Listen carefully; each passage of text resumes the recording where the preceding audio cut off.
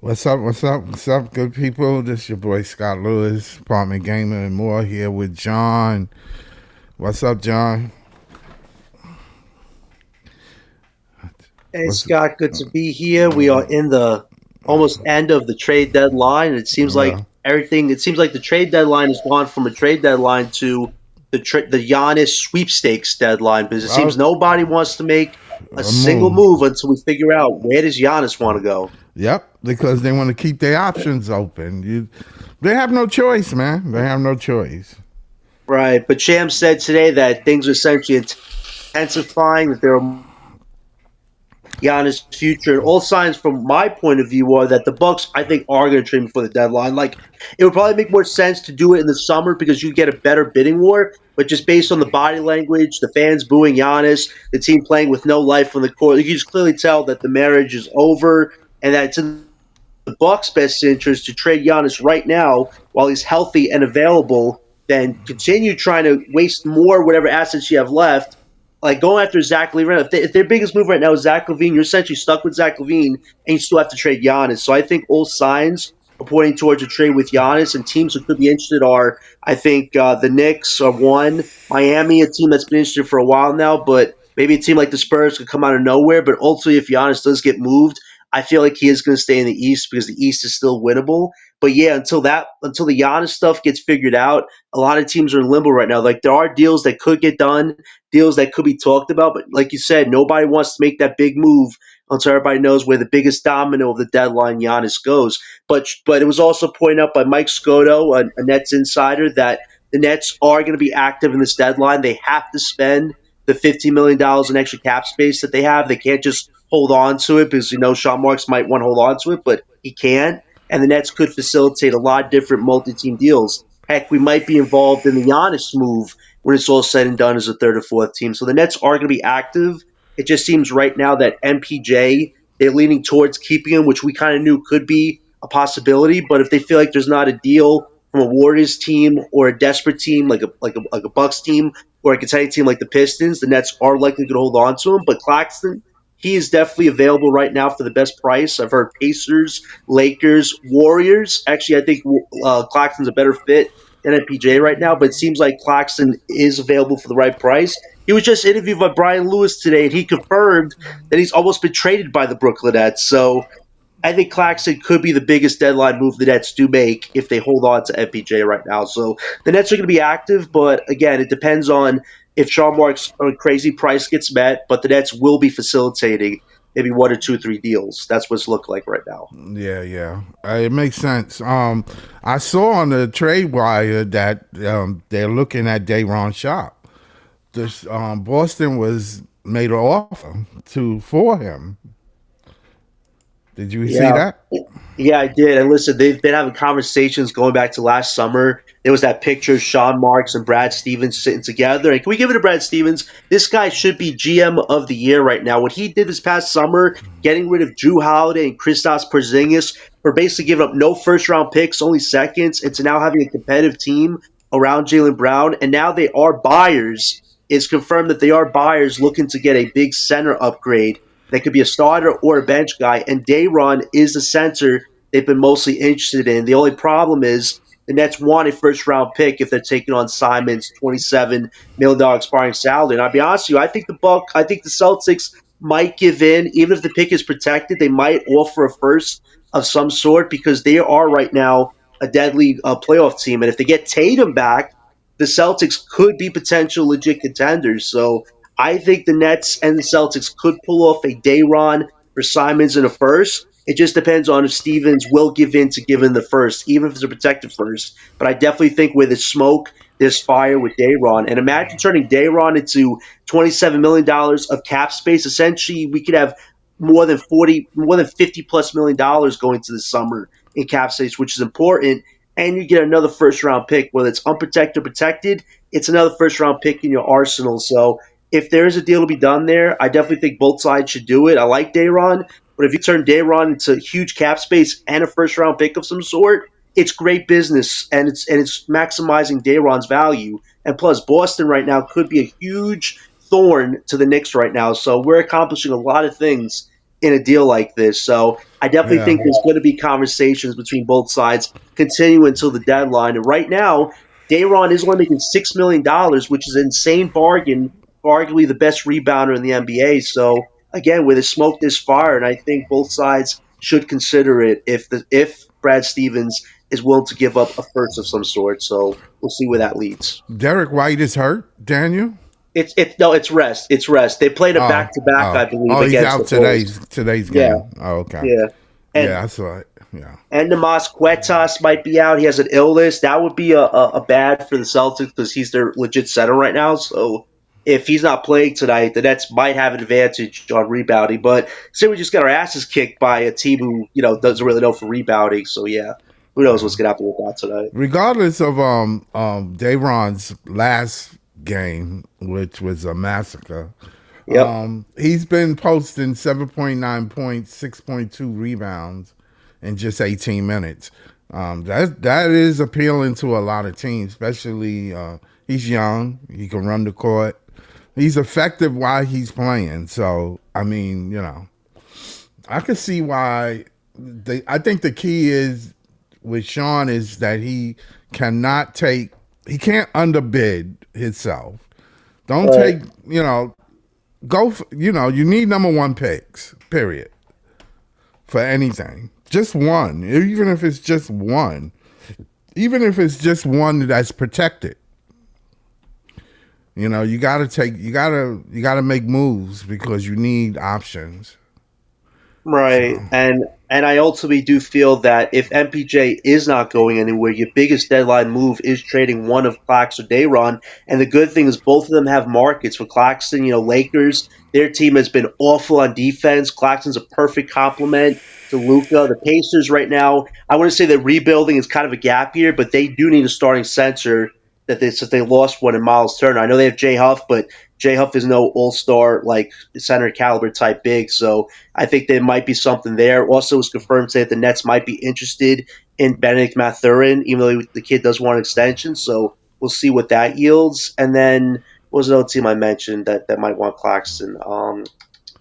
Who could it be? Could it be? Oh, Hornets, another team that makes sense. They're rebuilding, but they also need a center. So Claxton definitely does have a market. And the Warriors, I think the Warriors right now, they clearly are in no man's land. They just lost Jimmy Butler. Kaminga hurt himself last night. Like, they are screwed right now. And they definitely need a center of some sorts. Al Horford, guy's going to retire any day now. Draymond, don't want to guard big. So honestly, I think Claxton, other than MPJ, makes better sense for the Warriors. Like, the good thing about that deal is, let's say the Kings still want Kaminga.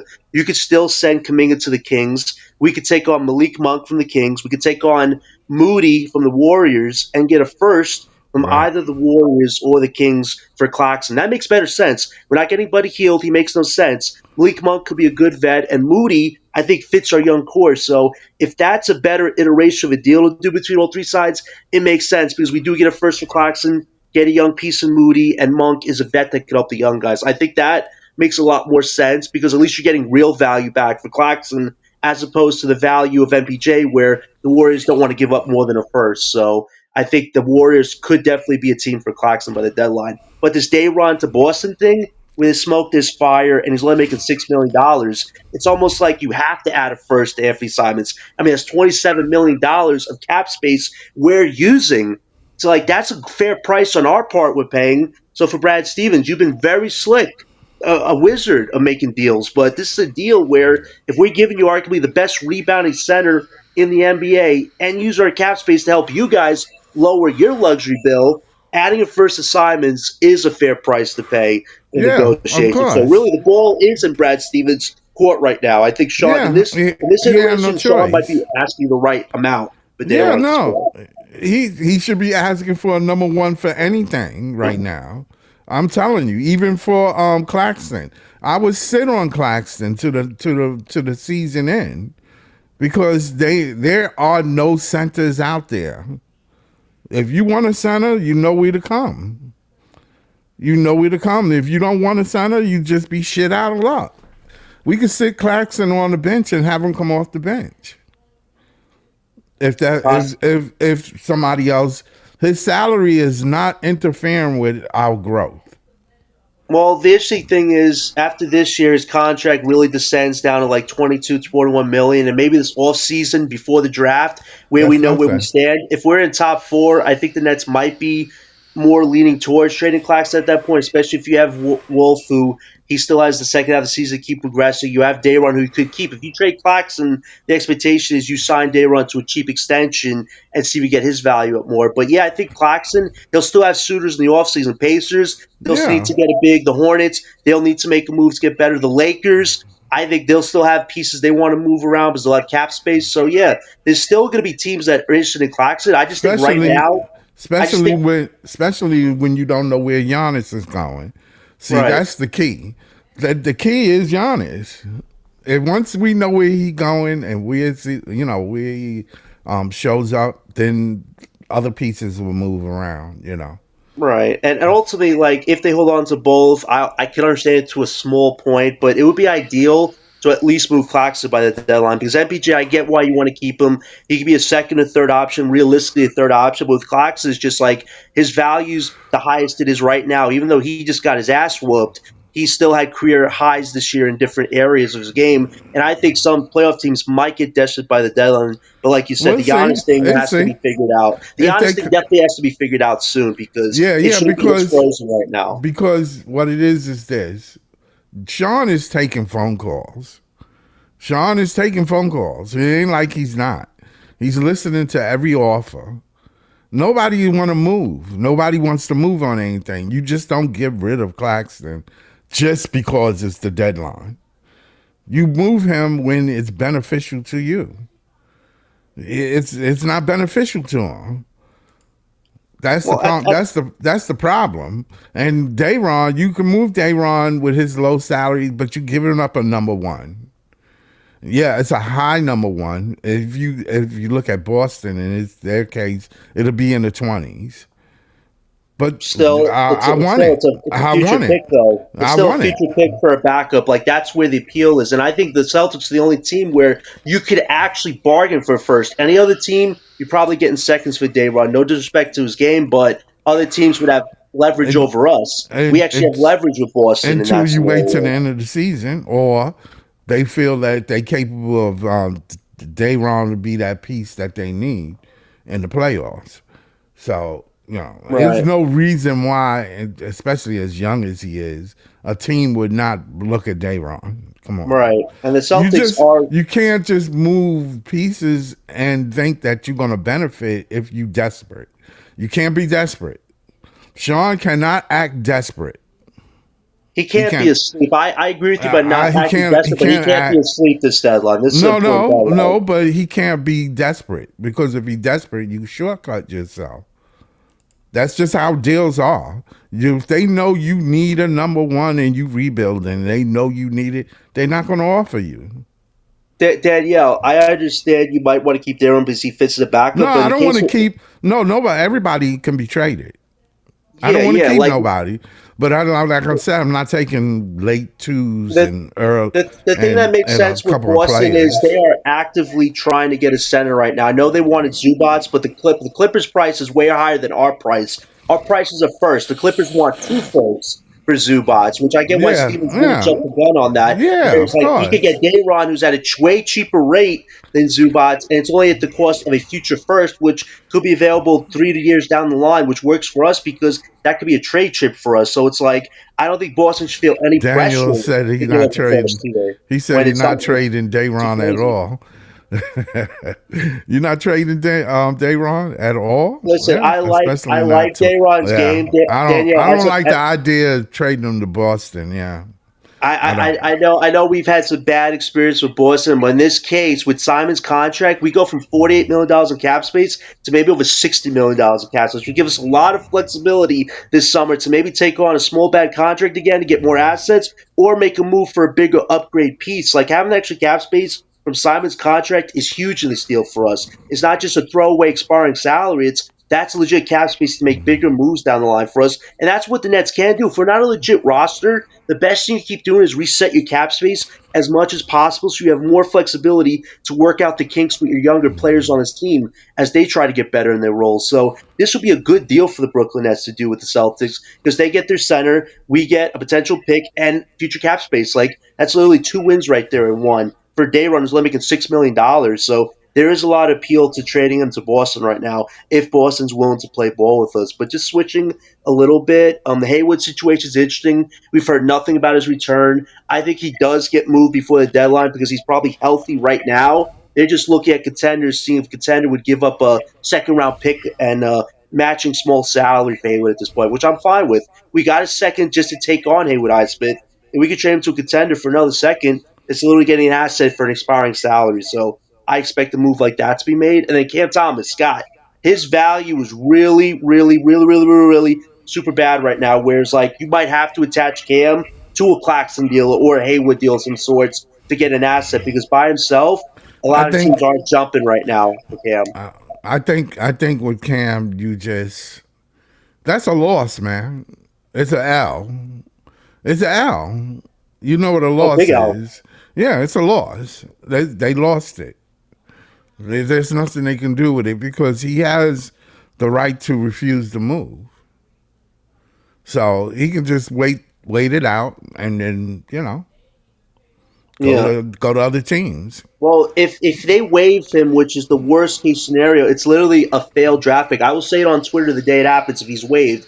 This is another Sean Marks failed draft pick. You wasted 4 years of a lot of the base members' time who invested in Cam. So I got to give it to the Cam fans. They invested a lot of time and saw way a lot of potential in this kid more than any of us ever saw because of his limitations. But a lot of these people thought he could be a part of the team's future, and the organization never once made Cam feel like he was a part of anything. So if you really can't get even a single asset back for a kid who has shown he could drop between 20, 30 points, that's a failure of not collecting on an asset. So, yeah, that would be a failure in my book if you can't get something for Cam Thomas. Like, I'll take Dalton Konnett and a second right now from the Lakers for Cam Thomas at this point because at least Dalton Konnett is a project we can work with. But if you're telling me nobody wants him because you guys played a part in taking his value, and Cam played a part a lot in taking his own value, but if this front office can't put a little paint job on Cam Thomas between now and February 5th with 13 days to go, and you have to waive him, this is a failure of an asset for us. So, yeah, you might have to attach Cam Thomas to a Claxton deal to get any type of value at this point because I don't see how you get something back for Cam by itself. And maybe you put Cam in a multi-team deal and get something back for it at this point. But, yeah, by himself, I don't think anybody's jumping right now. Yeah. Daniel said I'll trade Clax before I trade Dayron. I'm Yeah. very open to that. We were very open to that. It's either one at this point. But with Claxton, Sean Marks wants a first round pick and a young player. Like, not many teams can beat that price except maybe Lakers, like Gabe Vincent, Maxi Kleber, Dalton Konnett, and a 2031 first. That's something that could happen. Yeah. I still want to trump a first for Claxton too. I'm be honest with you. Be honest with you. These teams are eventually going to be desperate. They going to be desperate. You just I gotta. def- It's like poker. You gotta keep your cards until the right time. right. And the thing is these teams are going to be tough on their number one picks. They're going to try to hold it, but they want to make moves. So Yeah, well, I think Lakers could be that perfect team for us because Vincent and Kleber, they're just expiring salaries. They're throw-ins. They could be buyout pieces, something like that. Don't connect, young player, and a 2031 first. He had some fears down the line, but who knows with the Lakers if Luka will still be here by then, if this team is legit competing. Because Luka, as great as he is, you're going to have to put some insane defense around him to maximize his window on that team because Luka, you could just see the defensive warts. Even this season, he's been great, but still, defensively, that team is really bad right now. So they'd have to give up a Konnett, a first, and two expiring salaries to get Nick Claxton from us, which I think is a great deal for us. And they get their center to give Luka some defensive protection. So if there's any team that really does need Claxton right now, I'd say the Lakers or the Warriors. I don't think any other team is like the Hornets and Pacers could want him, but they're rebuilding right now. So the other two teams are actually trying to compete right now. So I think yeah, best case scenario is Warriors or Lakers give the Nets an offer they can't refuse with Claxton. But we'll see by February 5th if this Giannis stuff gets figured out because right now everything is in a standstill, a freeze, and it's kind of unfortunate. But just given the fact that Giannis is a top three guy, I understand why everything's frozen. But legitimately, half this market can't get him right now if they wanted to, because he's going to have ultimate say where he Well, wants to the go. the Nets the Nets have space for him. We do, but it makes sense in the off season to get him. Everything I'm hearing is that Giannis is Yeah, ready to leave right now, and the Bucks look like they're finally coming to the realization that we got but to get something Giannis is back from this but guy. Giannis is not saying that. He's not saying that. He's not saying right now. I know right now would be good if he's going where he want to go, but it doesn't. He's saying he's willing to wait. he Yeah, know but he he also know he knows the situation. I think what it is there's a lot of agents out there pushing it, and that's to cause the market to stir up. So to see where he go and where the pieces land, teams are not biting on that.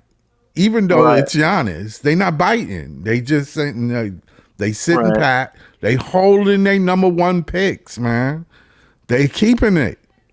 They Well, holding it. There's a right, reason why. It's because of the cap, right? They know right, why. They know exactly why. And they hamstring themselves where they can't move players. They can't move players with large contracts, causing them to be in that second tier. It's just not working for right. them. And they It's might need not. and they might need a third or fourth team because you figure the Bucks Right. probably want to get rid of Kyle Kuzma and his horrible remaining 2 year contract and Giannis. If they're going to get rid of Giannis, Yeah. might as well get a bad contract. But if you're going to give a bad contract to, let's say, the Brooklyn Nets, we got to get a pick from either you or the team that wants Giannis, which I'm totally See? fine with. I take on See? Kuzma and a first. That's how you do smart business. So this, I think, is the best case scenario for us. Whatever team wants Giannis by the deadline, Now the call the Brooklyn second Nets because we have the extra cap space to do something like that. the second thing is I wouldn't the Nets cannot have a 3-year rebuild. That's not going to work for them. That's not going to work for this team. This is not Memphis or someplace where they sell tickets for $5. Atlanta sell. Atlanta's ticket is five. You can get an Atlanta game ticket for under $10. Memphis sell Seven will get you dollars for $4. At Memphis, you get a fucking chicken wing and a ticket. That's crazy. That's I'm crazy. just saying the market is different. You can't put product out here in Brooklyn and think that we can absorb 3 years of losing. No, you're right. And the interesting thing is, by 2028, I checked our draft capital. We have 4 picks in that draft, and we have 3 seconds. We would have 7 picks in that draft. You figure by then, the Nets don't want to be drafting 7 picks at that time. You probably want to Right. trade those 2028 stuff for like a big star piece. And I think that's what the Nets ultimately will do. But I think if we're holding out our cards for anybody right now, it's Ant-Man. You look at Minnesota right now, they're on a 4 game losing streak. Like, Ant-Man either has to carry that team or without him, that team crumbles. So if the Nets are going to save cash their assets for any big star, it's Anthony Edwards. Another guy, Donovan Mitchell. The Cavs right now have been the biggest failure, besides maybe the Magic, of the Eastern Conference. They are near a closer to a playing seed than they are a top 2 seed. So if the Cavs don't win this year, big changes are coming. That core of Allen, Mobley, Garland, and Mitchell will get broken up. But if Mitchell is still there, he has an opt out for 2027 free agency, which he likely will exercise and go somewhere else. And the Nets likely could have cap space as well. So, yeah, the Nets will go big game hunting, I believe, again. It would be great, though, if we cash in this upcoming draft, or at least a young franchise guy that you don't have to pay for 4 years. They can actually develop as a homegrown guy to play with a star talent that the Nets want to get. That would be the best way of going about this, as opposed to getting the superstar, having young and experienced pieces, and it's just one superstar carrying the game. That's where this draft comes in. If you get your young star, you don't got to pay him for 4 years. And if he's playing really well next to a star player you go out and get, the Nets are right there competing for a championship. So the Nets have a way to do this. It's just don't sleep on this deadline. Keep maximizing your pick, but figure out who isn't a long term part of this team. There's some pieces right now you can move for the right deal. And I think Sean Marks will be active. It's just he can't always stay on one price. If you get a chance to be incorporated in a multi team deal to collect assets, say aye. because you have the cap space to do it. So I think we are going to get roped in the deals before February 5th for sure. Yeah, Gallo is saying the Lakers need a wing, not a center. They need a Daniel, center. Come on, that he Jackson Hayes is agree. hating. Agree, Gallo. We need we know what Claxton is. That is true. Yikes. He's great. He's great with a star. He is a role player. He's a role playing center. You know he's a rim runner, it's not a lot of runners in the NBA. It's not a lot,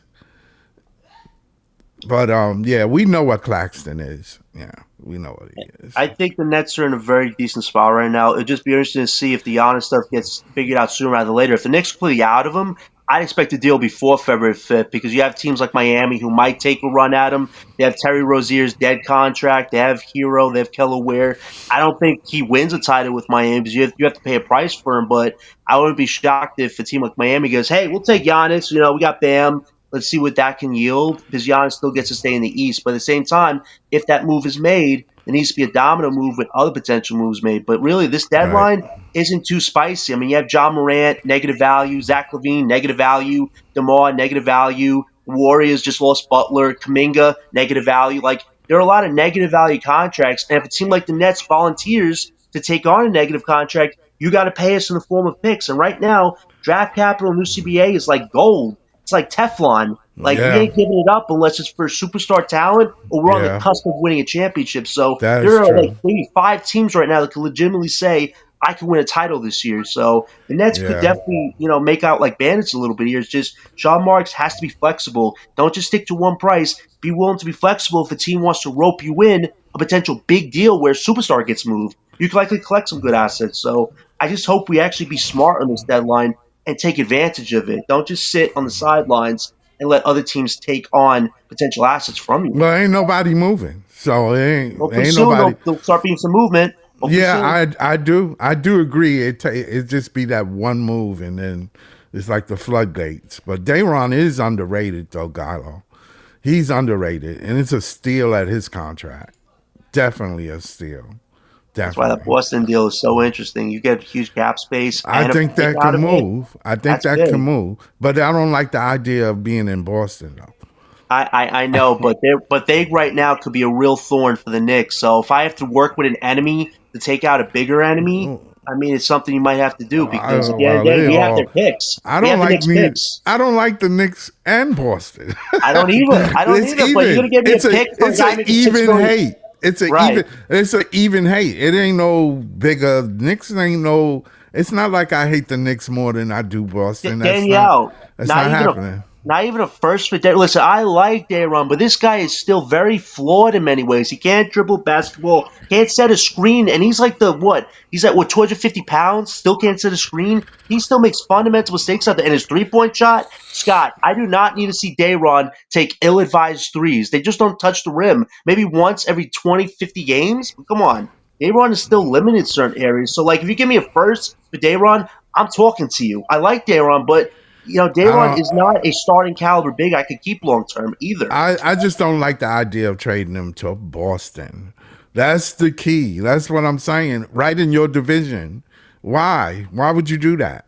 Free cap I space know, and I know you another think that first. he can't play, but when he get to Boston, he's gonna be housing us, and then you're gonna be sitting back looking crazy because you just gave him a young center. That doesn't make any sense. That He's doesn't. essentially he's It essentially a doesn't. backup though It's for not. them. It's not helping you though. That's the point. It's not helping. Yeah, Where's the but help? we know Tatum and Brown ain't gonna last forever. They're still each making $300 million, and if the Celtics are gonna be buyers again, that means they'll eventually be back up there near that first or second apron. And if I can get free cap space and a first for Jay, making $6 million, I have to listen, Scott. That's business. That's not like I'm putting my pride before the storm. There, it's like I gotta listen to this at the very least because Dayron, if you could get that for a guy making $6 million, that is a value deal that I don't think the Celtics would make for anybody else in this NBA. And I think that's why Sean Marks is pushing hard for that first. Listen, I like Simon's expiring salary, but a first next to that is even better because I'm helping you guys out. I'm giving you the best rebounding big in the NBA, and I'm using my cap space, which I don't want to take on Simon's contract. the next 3 months. So a first has to be part of Uh, the deal. It has to be. I'm not taking I 3 seconds. I don't know how Okay. that benefits now. I really don't. Because Dayron would be a better asset to Milwaukee than he would Boston. Well, but will Milwaukee give us that 2031 If first for you Daron? sit on it, you gotta sit on it. You gotta sit on it because the movement ain't gonna move. You can helping Boston. This move here for Boston is helping them. It's helping us You too. how? We Because get we get he only got $6 million on cap. yeah, He's but helping us with that $6 million. yeah, but we could get over $60 million of cap space this summer, which gives us a bigger window of looking at the NBA, seeing what contracts we might want to take on, and contracts we wanted to add to this team to be competitive next year. Right now, we only Yeah, have but $48 million in cap we space, which isn't a lot. Having over we will 60 million though is a lot better. we still can have 60 million that year at the end of the year. Not this year. If you still have Claxton and MPJ on your books, that's $60 million of our cap right now. I No, literally am losing cap space with those two guys. I that's if I don't think they. I'm telling you, everybody's expendable. It's not like you're going to get rid of one and keep the other. You get rid of the other one too. I don't see why you would sit there and think that we won't still have a lot of cap space. Gelio, he is the best rebounding center by numbers, but he's still a backup at the end of the day. We've seen him start a few Yeah, games. He's been decent, but logistically, he's likely going to be a backup because he can't defend well. He and can't it's guard okay. laterally. That's a huge part of his weaknesses too. Like you have to be able to guard as a big in this new NBA era. And Dayron, he has a lot of weaknesses guarding laterally. So at the end of the day, if I could get free cap space and a first for Dayron, I have to listen. It's a smart business deal, but I disagree with Scott that it's probably more advantageous to keep Dayron other than Claxton because Claxton making over $20 million right now, and a lot of teams want him. You could get a first for Claxton and maybe a young player and extend Dayron, keep him on a cheaper contract, which actually works for us more than keeping Claxton right now because Dayron's not going to make no $20 million anytime soon. But Claxton right now, that's on our books for the next 2 years right now. So I'd be more inclined to move Claxton first before Dayron, but I'd be more inclined to move Dayron before Claxton if Boston adds a first to that deal right now. Yeah, yes, he does, Danielle. It's free cap space. It's an expiring contract.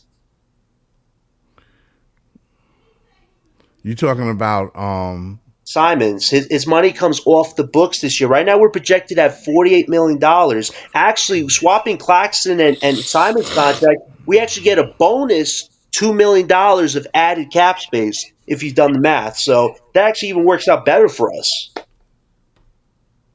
Well, it's not picking on Claxton. Did you see what happened against the Knicks the other day? Claxton, Dayron, they got themselves slaughtered by a part-timer, Mitchell Robinson, and a guy who's not even a real center, Carthy Towns. It's not picking on him. It's just looking at the logistics that this is not a center duo that I think longevity-wise together is going to benefit us because they both have their weaknesses and flaws. I'd be open to keeping one of them maybe, but keeping both right now, it's not helping us. And you have Danny Wolf, who is rising up slowly but surely. I know you don't like him, Danielle, but Wolf can actually run point center, and he's better offensively than both Claxton and Dayron. If you want I my don't know honest about opinion. that.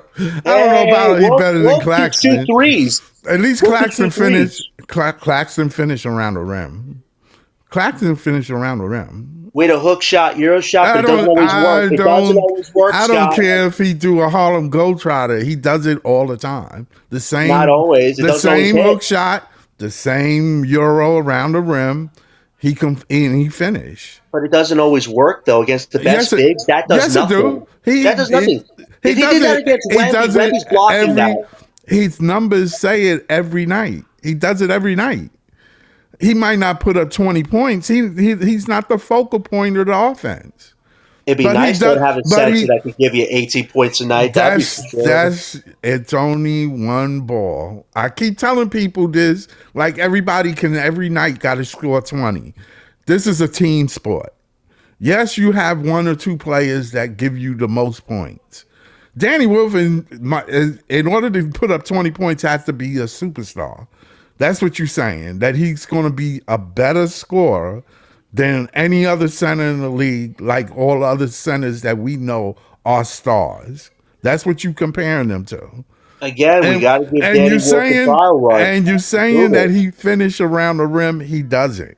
Yes, he doesn't. does. He He doesn't. scored on the rim. I've seen him make layups. Yeah, Scott over but bigs. he's not that great at it, though. He's not great at it. He just started his career. He's had some good moments, though. You got to Yeah, acknowledge that he much. had moments. He did have And he could moments. shoot threes. Scott, in 10 years, when is the last Nets big that can shoot threes in their rookie year, the last 10 years? You can't name one. Danny Well, Wolf, that's the list. well, he that can ain't shoot consistent threes. on the three. He's made some great threes. He made under the legs threes. He made a step back three with 2 seconds on He a did buzzer miss. beater. He did miss, and the matter of fact, the Nick game, he missed quite a few threes. He made a clutch one. We were getting our asses killed. Nobody else was making threes, so I'll take that at this point with Danny Wolf with progress. I'm still not. I'm still not open on the Danny Wolf thing yet. I'm I saying know you have your the question marks. potential is there. The potential is there, but he's a bench player. He's not a starter. He hasn't gotten run to be a starter because they played him at 2, 3, and 4. He hasn't shown he's a starter. But Scott, they played him at 2, 3, and 4 in the games that he has started. Instead of playing him at the 5. How can I he don't think he can play that. Honestly, I don't think that Jordy think he can play the 5. I'm telling you, he's seen him.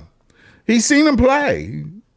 I mean, if you're a coach in the NBA and you didn't see your rookies play and know what they're capable of, and sit there and deny them the playing of a position that you know they capable of doing at a high level, that's asinine. You're not giving these guys an opportunity to make it in the NBA. That's on Jordy. I don't think Jordy would not stop him if he could do it.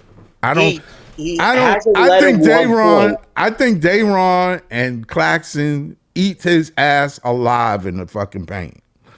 Listen, this is the problem. Honestly, I'm being honest. I'm being honest. This is honesty, too. Jordy has not played Wolf to his strengths, and here's the problem. You've let Nolan run the backup. I can accept that because the kid is a point guard, right? But you can run offensive schemes through both Nolan and Wolf bringing up the ball times. Just as be Nolan Traore and Cam Thomas. And Wolf do not work together. Look, how many times Cam Thomas dribbled the air of the ball, missed a lot of shots that Nolan makes. Cam is one of the highest assist players now on the team. Yeah, 10 assists in one game. He's out of it now. You can't say Cam Thomas. You can't mention Cam Thomas. Cam Thomas is adjustment and run the offense. Cam is not going to be able anytime soon. Then Cam is not part of the team right now. So it ain't Cam Thomas doing anything to the team or these young players. He gives them the shots. He gives them the shot. They miss. He takes some ill-advised shots, too. Cam Thomas been missing easy shots that he makes in his sleep. It's not his fault. Stop blaming veterans. These guys. I don't blame Cam for Nolan missing. Listen, if hitting 2 out of 10. And I don't blame Cam Thomas for Nolan hitting 2 for 10.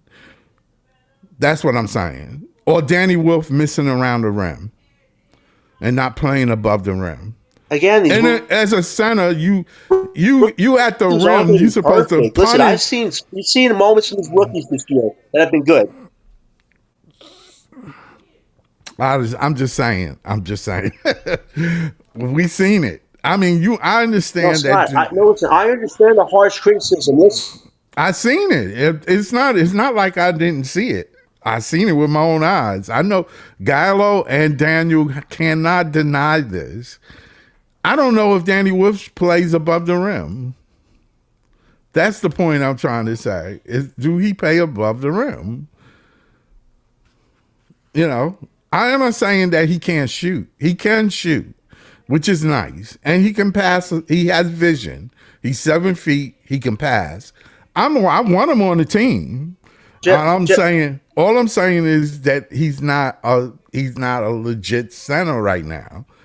Well, because you're playing him next to Dayron, so by default he's not able to play center a lot. He played center on a back-to-back once, but that was it. Like, he's rarely gotten to actually control the ball movement. You think Danny Wolf can play center by himself and no other big? If you have a strong power forward next to him, that could help mask some of his weaknesses. But you have to allow Wolf to run point a bit. Get people open for shots. You can't just have him take 1 or 2 shots by himself, and he doesn't actually get to let other people be part of the offense. Wolf has no problem giving the ball to teammates, making smart, great passes, but he rarely gets the opportunity to do so because Jordy wants him at the 2 for some idiotic reason, wants him at the 3 or 4. And it's like he can't guard those agile, small wing players as guards like that. I don't But think he he can go up could, against a and big. I don't think he can hold a big in the He NBA. can hold some bigs. He No, can hold some no, bigs. no, he can't. If you're talking about No, Wemby, okay, he can't hold down no, a he can't. Wemby, He but he can't can hold down hold. some He bigs. can't even hold the bigs that we have on our team. Oh man, Scott, why He would you can't. dare bet I'm against them? Come telling you. on. I'm telling you.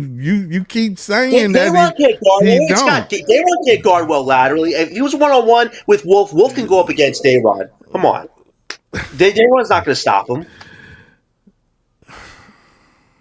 Like, I let's be don't fair think. here, man. I I'm get the being rookies aren't honest. perfect. I'm And, being and, honest. I'm And being honest. I Jello, don't. You say it's a tough balancing act. Well, Jordan had no problem smiling, being happy to take on this burden of drafting 5 rookies for the first time in NBA history. So it's his job to figure out how to better incorporate the rookies. You built a system around MPJ. Well, MPJ might get sat down soon. So they better be better offensive games. And if there's no better offensive schemes with these rookies, you're going to see a lot more crappier basketball than you saw against the Knicks. Like, Jordan needs to adjust better with his young guys, not just run it through a Clax or MPJ. I That's not agree. working right now. I agree that Jordy need to play them more, and that's what Well, I it's agree better with. schemes. It's not even playing them more. They're playing minutes. It's the schemes. Better incorporating them and running offense. These guys look so lost out there because MPJ's not out there every damn time. And now I MPJ's don't. about to be sat down soon. I don't think they ready, John. John, sometimes you got to give it to them. They not ready.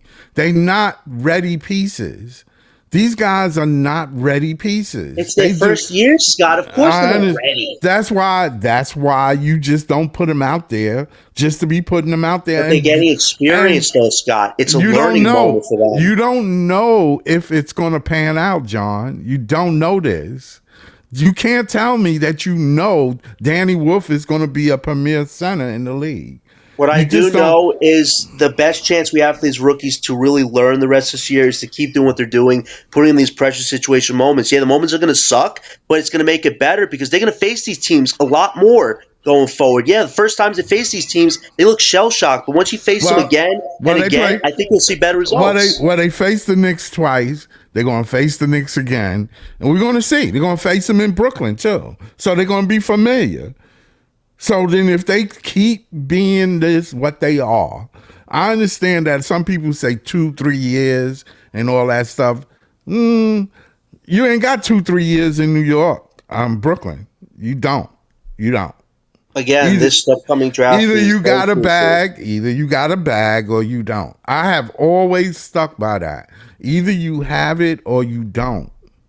Speaking of speed, this is a good transition right here. But speaking of you have or you don't, again, Noah Clowney, this is a huge bounce back game. In fact, this second half is huge for Noah Clowney. Like, we've seen him make strides a bit on offense, but inconsistency has always been Clowney's downfall these last few years. In a game against the Knicks, he looked lifeless out there. No physical interior paint presence, no defense. Like, he needs to come back tonight and show a little ferocity. Like, we need to start seeing Noah Clowney, drop a body on somebody more than once or twice in the season. Like, he's done it a few times, but now in the second half, you got to start asserting yourself. If Clowney wants to be a starting power forward right now, you got to be more assertive. You can't just regress into a three-point specialist like you said he could be. And if that's the case, Caleb Wilson, Cam Boozer, if you're on my draft board, Clowney, you got to go to the bench, my guy, because this is Clowney's last chance to show he could be a starter. But right now, the inconsistency is too inconsistent. If he can't assert himself, there's no way we can trust him to be a power forward. You got to be great on offense and defense as a power forward. And right now,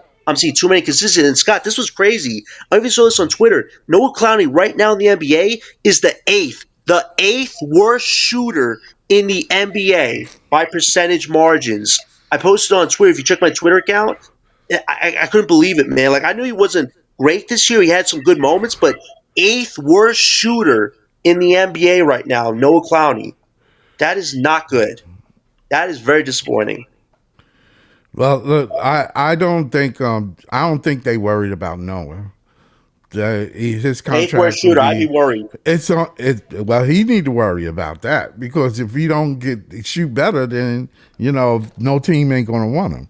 But I don't think Gallo is saying Jordy is with strength. I think, but I don't blame Jordy giving 5 rookies all the vets. It's tough balance act, and he also said Noah can get to the basket, which we know, but he doesn't have a floater. He needs to develop a mid shot.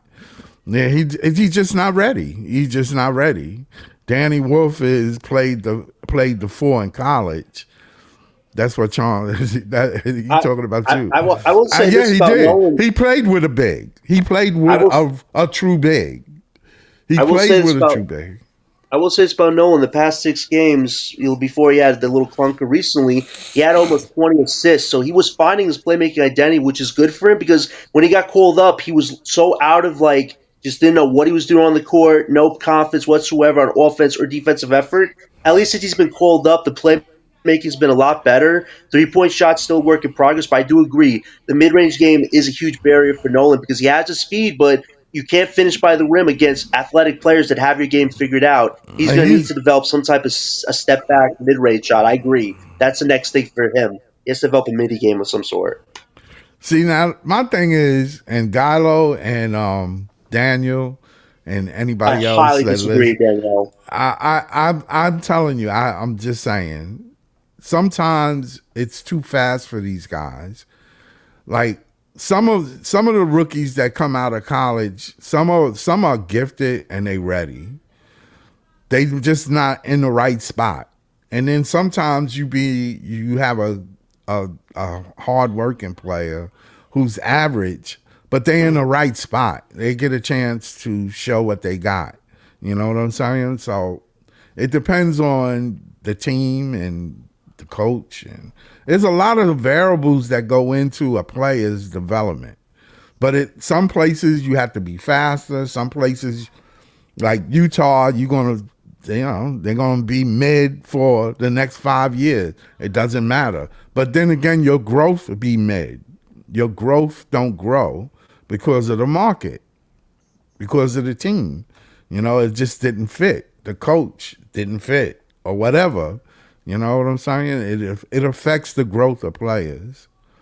No, I agree with you. I think But these then there's rookies. some players that come in and they just dynamite. They really nice.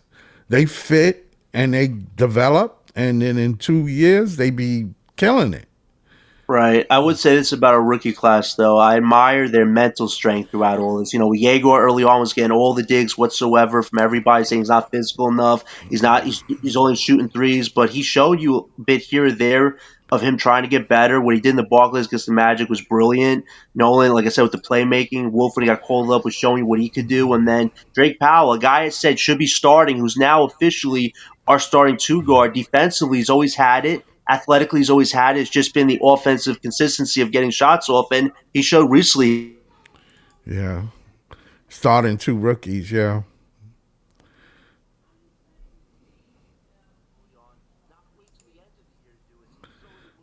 But right now, the rookies, like I said, repetition, going through the adversity, it's going to make them stronger because they are mentally strong. They work very hard. Out of all the prospects we ever had the last 10 years, this might be the best class with the best mental strength because all of our other previous rookies really crumbled a lot because they didn't get the opportunities or they were stuck in.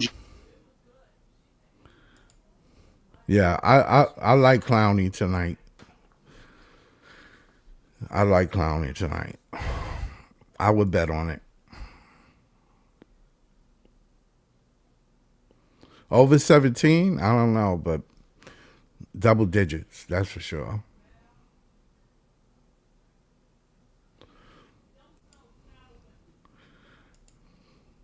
We will see. What Clowney going to miss the beginning of the game. Hopefully Leaf is calling it. Yeah, he'll call it, I think. If he ain't have heart attack from last game. His soul ain't damaged. Yeah, John's back. Yeah, go ahead, John.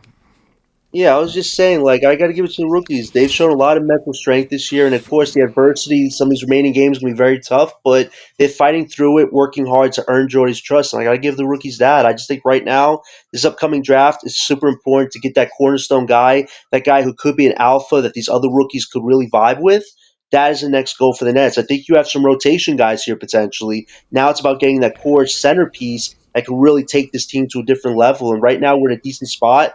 We're around the fourth or fifth odds. I think fourth or fifth odds could land us at least in top five. So for us, secure your top pick and go from there. That's the best this Nets team can do. But what Jordan can do right now is just better trust your rookies, better incorporate offensive schemes outside of MPJ. Like we've seen it the last few games. When MPJ doesn't have it and they're defending him well, these other rookies don't look like they're in tune with what's being run. And I think part of that's on Jordy because his system is specifically designed for MPJ and Nick Claxton. So right now, if those guys are moved to other places or they're benched or rested, we got to see some progression with the rookies looking better in tune with the schemes. And I think that's Jordy's next test to figure out. And I hope he figures that out. Yeah, I think, like all it takes is two or three pieces to change the whole team's dynamic. Yeah, Right. Clowney, 14, 17 points, rebounds, and assists, all of them combined. That's what you think Clowney gonna do? I think Clowney can do that. Okay. Nemas Quetzas for Boston's playing tonight. He was questionable with illness, but he is starting. So it only looks like Derek White is the only one got a rest tonight. So Boston is 95% healthy right now. And we got Yegor Powell, Porter, Clowney, and Claxton out, the starting lineup. Well, they both out. They're all three out, right? No, they're starting. They're starting Yegor Oh, Powell, MPJ, Clowney, Claxton. okay. They just ought to. I don't. Shit. You didn't do shit last game. You chill. You did nothing. Ain't nobody did nothing. Not even the second unit came in there and did nothing. First, It was second, third. it It was didn't it was matter. It didn't It matter. was that was horrible, like you've never seen horrible before, like Yeah. historically bad. And it's like it's the most historic loss we ever suffered against. And that's where the effort thing comes down to. Like we all know these games are gonna be tough, but you can't just die on the court to die on the court. Like you gotta show you want to be here. And this is specific for the young guys. No Clowney, especially like Clowney, you're due for an extension in a year or two. And it's like you showed no fight whatsoever and you're technically our starting power forward. Like you can't have You games like can't. that. You You can't can't have games play. like that. You can't. Not unless I'm gonna tell you. Not unless they not fitting it right. Something ain't right, man. I ain't gonna lie to you. Something ain't right. They first of all they trying to lose. We know why they losing. We know why. So you can't just leave that out of the equation. They want to lose. The effort was yesterday. The last game was no effort. That's all. It was just no Right. effort. We gonna lose with five rookies, man, and neither one of them are really a top 10 pick. Yegor got picked eighth in the draft, but really was he projected eight? No. Wasn't. It was a reach by us. Yeah, But you know yeah, what? he was He's not earning he's projected. earning his right to be a lottery pick right now. So whatever I will the give whatever credit the where credit's case may due. be, whatever the case may be, whatever the case may be, he wasn't he wasn't that dude. Right, right. He wasn't that dude. He wasn't the one that you go, oh, this is the franchise. No, it's not. No, he's not. He's not a That top 10 pick. and that's why this draft is so important. But you know it's crazy. Japheth BK said this on Spaces that Sean Marks, when he does his scouting trips, apparently he's vacationing in Yeah, Australia. So he's doing I more than just watching Kareem Lopez do Pilates on the court. And this thing with Kareem Lopez, I get it. He's a Euro guy. He's a young talent that Sean might want to be part of this Euro like identities creating. But it's like that dude's not even projected to be top 10 in the lottery. He's like maybe 13, 14, something like that. And Sean might want to reach on somebody like that. Like Sean Marks needs to wake up and smell the roses. The goals game is high as damn possible in this upcoming draft. This is not a draft to reach on anybody. It's to take somebody you know could be a legit part of this. it's a sad. I'm telling you, I don't know, man. I don't know. I don't know what Sean is doing, but he's not helping. It's not about winning. That's what I'm saying. Because if you about winning, and you ain't looking at personality, you looking at fit and players and dogs. Sky, you still there? Yeah, I'm here. Are you there? You hear me? You don't hear me? I think John is gone. All right. So that being said, I'm getting ready. The game is getting ready to start. 7-12. Yeah, I think Clowney's gonna have a decent game. Gallo. Yeah, Clowney's and Danny Wolf couldn't even play the 5 when he left. I mean I like Danny Wolf. Don't get me wrong. I like Danny Wolf's game. I like his game. He's a piece that you can add if he can develop and make sure that he, fit in a scheme. I get it. But to play 5 in the NBA, you gotta be you gotta be special. You gotta be special, man. You gotta be able to play in the paint as well on the outside. You can't just shoot on the outside, make passes, and make pick and roll, and not be effective in the paint. Right, but this is an invaluable experience, them playing main minutes like this. Yes, it does always look great, but it's better than playing in the G League, wasting away, and not actually testing yourself. Like, these guys are finding out really quickly what they're bad at, what they need to work on, and what they need to get way better on. So it's like, I think this is good, that invaluable experience for them, though. Overall, I think the coaches know. Like, if you, as a coach and you around them and you running scrimmage, you know what they missing. You see what they missing on tape from college. Even from college, you can sit back and go, "Nah, he's not going to be a great rebounder. He's not strong enough." You know what I'm saying? Or his hands ain't good, or he could shoot well, but he dribbles nice. But what are you going to use the dribbling for if you can't get in the paint? You know what I'm saying? It's just issues, and you see it.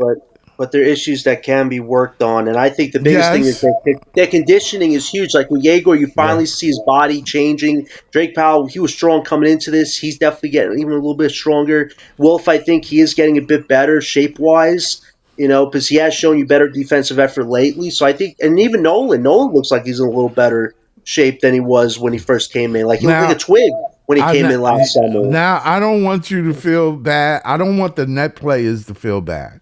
Listen, and the net fans, I'm just saying, in the NBA, it wouldn't be out of realm to see these guys get traded. Some of them get traded or left or not even be in the NBA. Don't be surprised. Don't.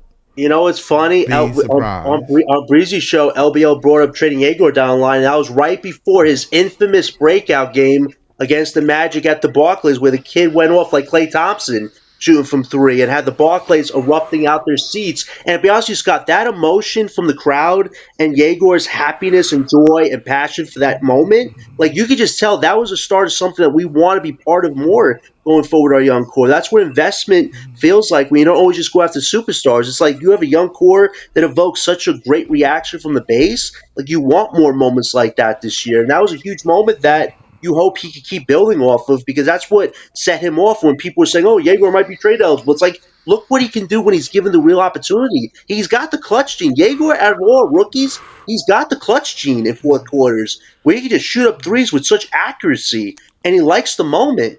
That's what we want from these rookies, to revel in the moment. And they've all had their moments. It's just consistency at this point. It's something that's going to take them a little bit of time to figure out. And that's not a horrible thing, but it's something everyone was supposed to do. No, I don't. I'm not against Yegor's. I don't think that he's not aggressive mentally. He cares. He want to win. He wants to win. So that's important. That's very important. We'll see. We'll give him time because he's number 8 pick. Right. He got nothing but one more year to show us something. Right. And as far as he ain't got 3-4 years before he falls into where he gonna be. He don't have that. He don't have that here. Maybe with a team that's, the Pelicans or Utah, somewhere where you just, I'm just saying the New York media is going to chew you out here, and we not. They're not going to wait. They not. They're not going to be. Right. But You yeah okay. You pumping fists and you slapping hands, but right now we know we in the losing mode. When the losing mode is gone, then that shit don't work. We don't want you slapping hands and pumping and we losing. Nobody likes that here. That's not right. And Brooklyn. That's not Brooklyn.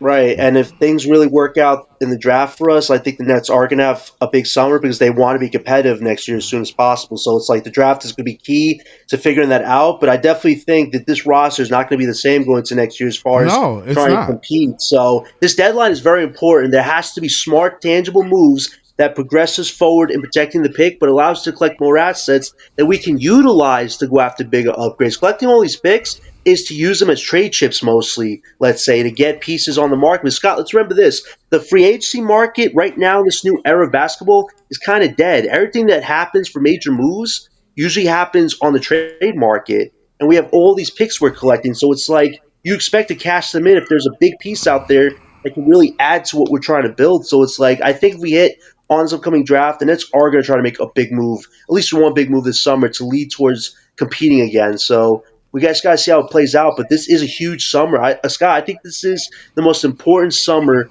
in Brooklyn Nets history right now, and we cannot falter like we did slightly last year.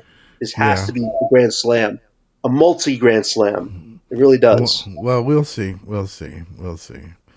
Well, all right, John. Where they can reach you at on X? Scott, great conversations as always. Brooklyn base, we're at the halfway point. It's going to be some tough basketball the rest of the way, but we are in a good spot. It's just how we use all the assets around us and keep building this. But yeah, if you ever want to talk fun basketball, follow me on Twitter, everything BKNS John. And whether you like my content or you don't, you still respond to my content. Shout out to you, good Brooklyn Nets universe. All right. Thanks everybody. Thanks Daniel, Gallo in the chat room. They bring up some valid points. Shout out to you guys. Great comments Don't tonight. don't forget to share, like, and subscribe. Thank you guys. I appreciate y'all. Go Nets. Peace.